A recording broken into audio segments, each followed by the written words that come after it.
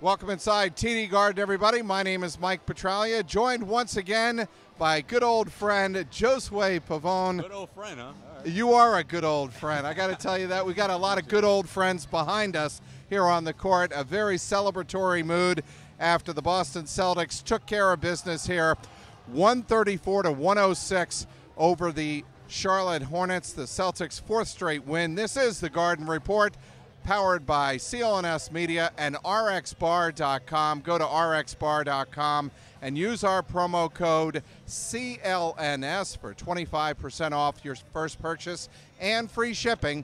Once again, promo code CLNS at RXBar.com. Go there today. All right, Josue, what else can be said about KYRIE IRVING? He has been absolutely dominant in the last two games, wins over the Memphis Grizzlies and, of course, here on Wednesday night over the Charlotte Hornets. He has 59 points, 10 assists, and 10 rebounds in 49 minutes, essentially one NBA game in those two wins. He has been the best offensive player in the NBA when the Celtics needed him. It's been the MVP, Trags. I mean, one thing I love about KYRIE, especially on the offensive end, is his three-point shooting. I mean, man, talk about a guy who's giving himself the green light, or I should say Brad Stevens is giving him the green light, and he's really taking that initiative, and he's become very elite in terms of knocking down shots from deep, and I think it's something that's taken him a really long way, and a big reason why he's able to put up points in such a hurry like he did tonight against the Rockets, or excuse me, against the Hornets. I'm looking ahead, Trags. I'm looking ahead. Well, so, you know, we're going to focus on the 13 of 18 shooting that he had, 4 of 6 from three-point land.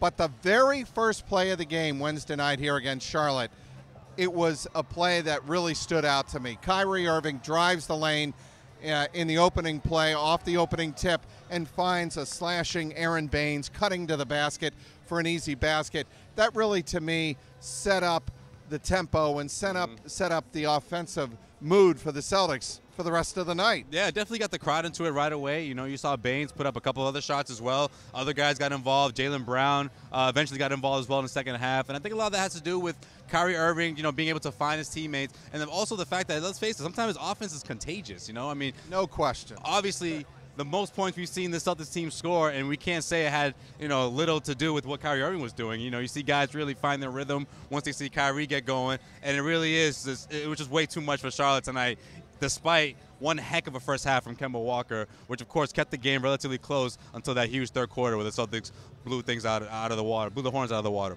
So KYRIE IRVING had 24 points, but to your point, and I know you wanted to talk about him all night long, we were up in the halo watching this game together. What about Kemba Walker? What about UConn's Kemba Walker? He had 21 points in that first half. I just love the duel.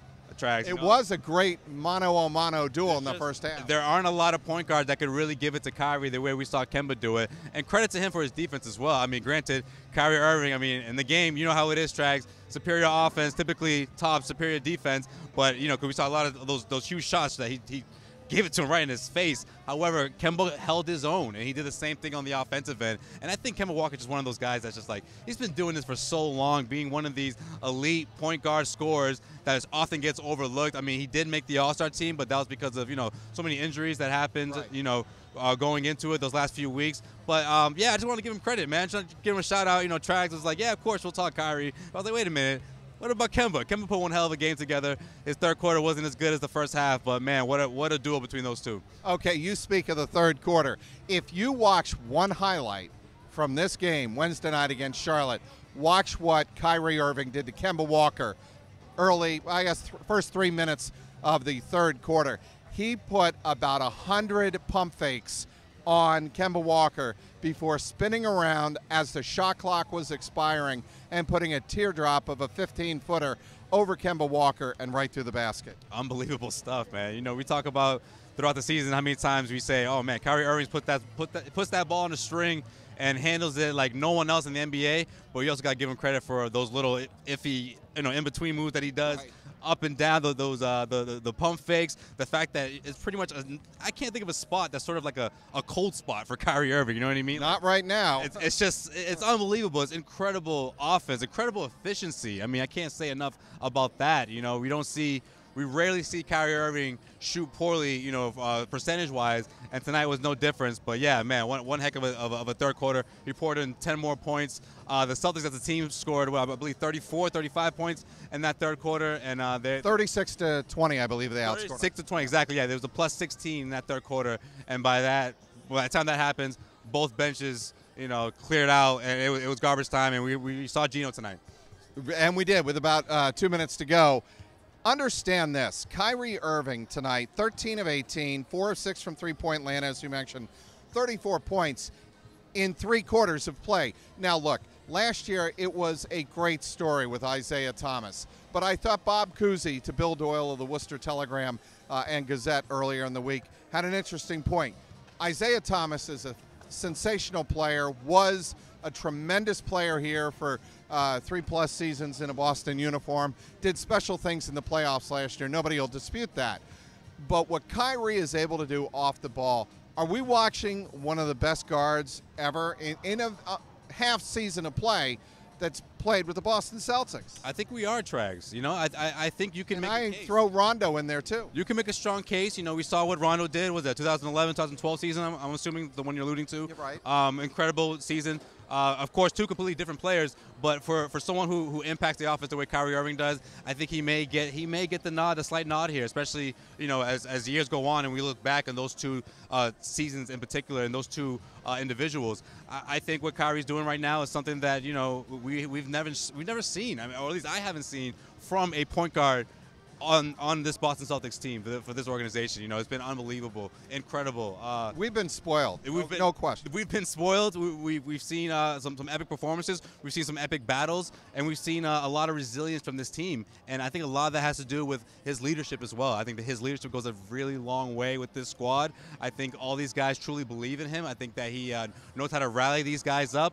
And even though, you know, he may not be the most flashiest and you know, talkative, you know, the kind of guy that looks like to be telling jokes all the time with his teammates, I think what he does in the locker room and how he gets these guys motivated, especially a relatively young group motivated, is incredible. And I say young as if Kyrie Irving is anywhere near 30. The guy's 24 years old. That's unbelievable stuff, Trax.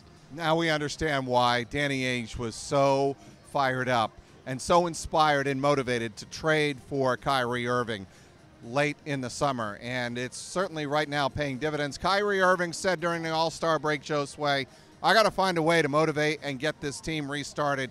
He has done that in the 4 games since the break. Celtics have won all 4 games. They keep pace. They are now 44-19. They keep pace with Toronto. The Raptors win on Wednesday night in Orlando. They are 43-17, so technically a half game ahead of the Celtics for top spot in the Eastern Conference. Celtics head out on the road now.